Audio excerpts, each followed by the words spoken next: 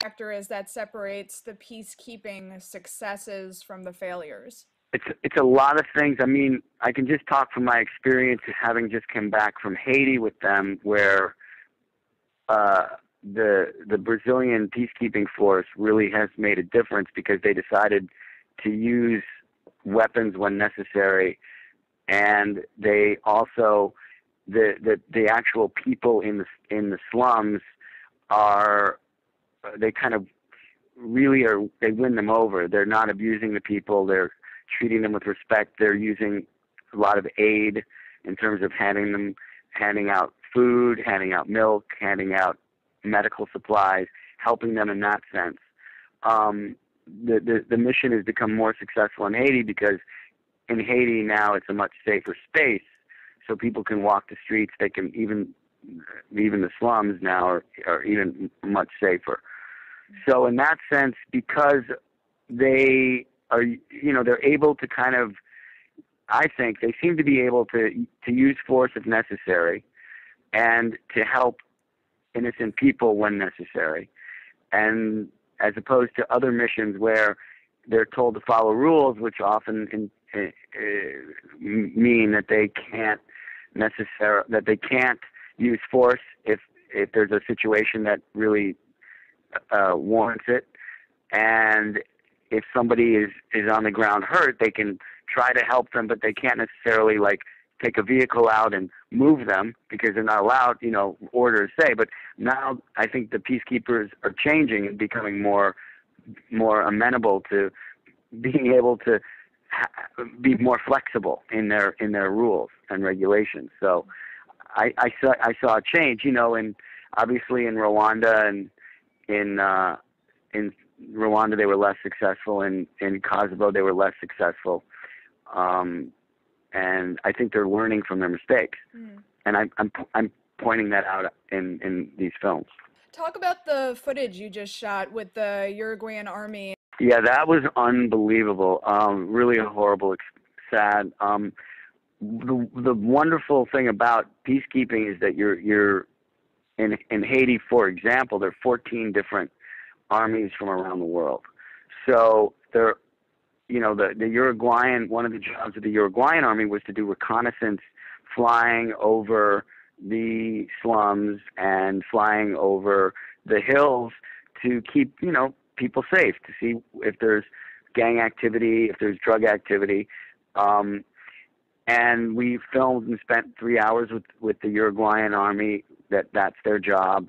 Doors open, they hang out there, shooting, filming, looking at looking for trouble, basically, if there is any. And it was pretty scary, actually.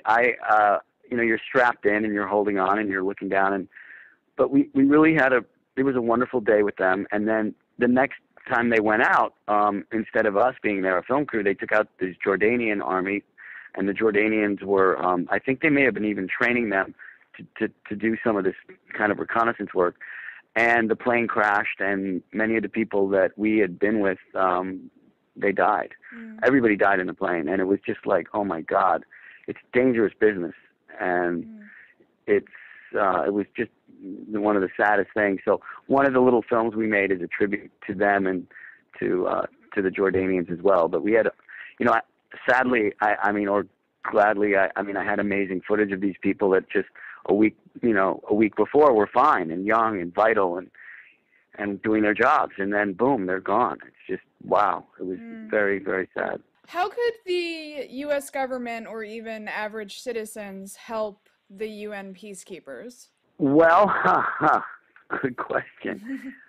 I guess, how could the average citizen, I guess if you want to become one, one of the people that I deal with is a guy that went to St. Anne's High School.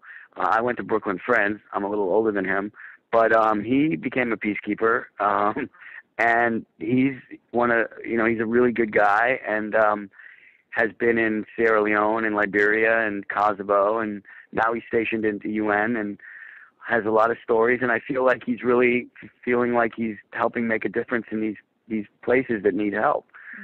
So you can join that way. You can just sign up. A lot of the peacekeepers are military people who are in the United States Army, although there are not many from the U.S., I will add.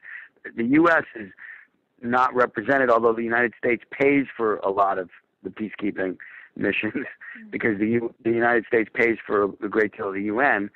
But a lot of the peacekeepers are, I'd say 90 to 95% of them are at least non-American.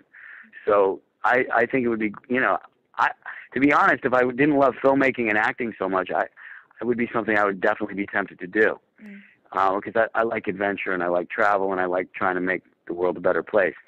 And so, I think it's a cool job. It's dangerous, obviously, but it's very cool. You were also previously involved in the Blueprint for Accountability. Explain what that project was all about. That was an incredible experience. Basically, it was a panel of some of the smartest people that I've ever met. Rachel Maddow, Vince Warren, who represents a bunch of the detainees from Guantanamo, Ron Suskind, who has been writing about the government's abuse of their privileges and basically writing for a long time saying, how can we keep going? We're torturing people. We're torturing people in Abu Ghraib. We're torturing people in Guantanamo. And General Ricardo Sanchez, who was in the head of the army in 2003, 2004 in Iraq.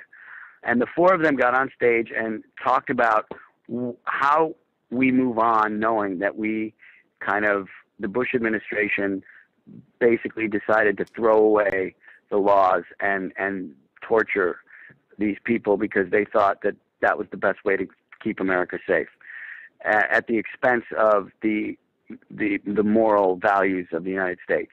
And again, I cut together 4 short films showing really what we did. I mean, it's a lot of footage that we've all seen, but there's a powerful thing about showing it on a big screen and then discussing it with really bright people, one of them being the head of the military at the time in a room.